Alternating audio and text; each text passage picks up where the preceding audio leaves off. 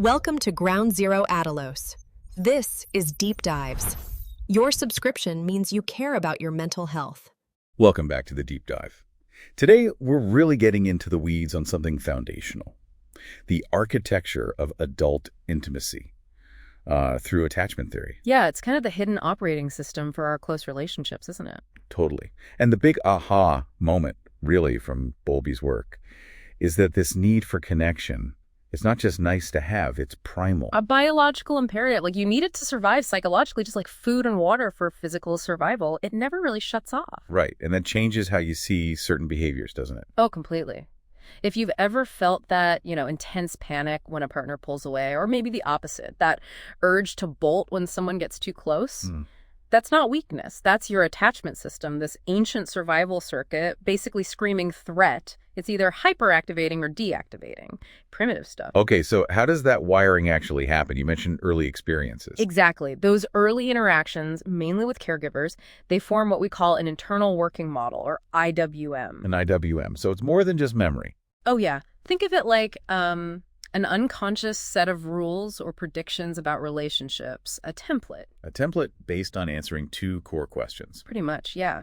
Implicit questions the system constantly asks. First, am I lovable? Am I worthy of care? That's the model of self. Okay. And second, are other people reliable? Can I trust them to be there for me? That's the model of others. And when the answers are mostly yes, you land on secure attachment. Right.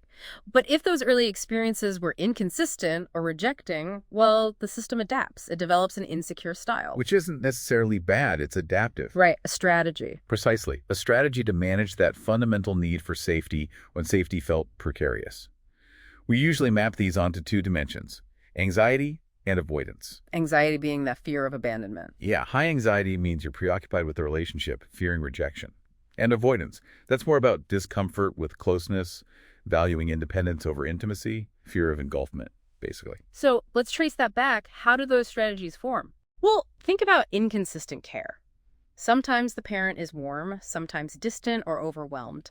The child learns, okay, I need to really make noise to get noticed. So they ramp things up. Exactly. That becomes the anxious style in adulthood. They use hyperactivating strategies, amplifying distress, maybe clinging, pursuing hard, trying to guarantee that connection. Okay, and the other side, avoidant.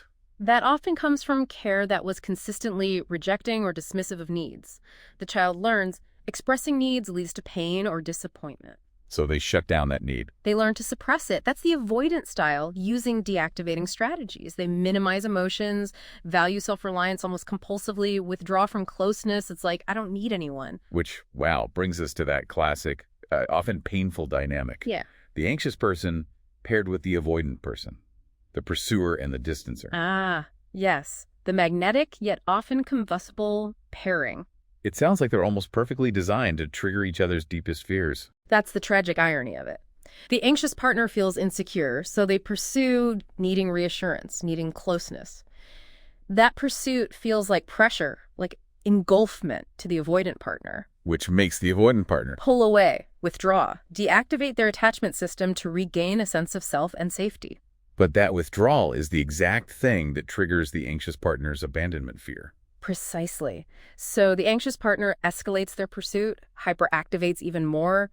Where are you going? Don't leave. And round it goes. It reinforces their worst beliefs about relationships. Totally. A self-fulfilling prophecy loop. The anxious partner thinks, see, people always leave me. The avoidant partner thinks, see, people are always too needy. They try to trap me. It's heartbreaking because it confirms their negative IWMs. So the big question then, are we just stuck? Is this our relational destiny? Thankfully, no. That's the hopeful part. The research on earned secure attachment is really robust. You can shift your style. Okay, how? What does that take? It's generally a two-pronged approach. First, you often need some kind of external input, corrective emotional experiences. Like what? A really patient, secure partner. That's a major one, yes. Yeah. A long-term relationship with someone secure who consistently provides safety and reliability can slowly rewire those expectations. Or good therapy can provide that secure base and corrective experience too. Okay, so external support, what's the second part? The internal work. This is absolutely key.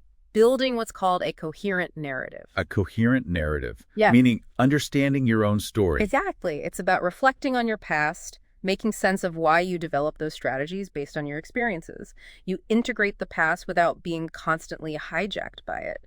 You move from being in the story to understanding it. So it's not just about finding the right person, it's about doing your own work too. Absolutely essential. Both parts often work together. Okay. And that's actually quite empowering. It is. And maybe a final thought to leave you with, especially regarding the avoidance style. When you see someone pushing for intense independence, seeming like they don't need connection, remember, it's almost never a true absence of that biological need.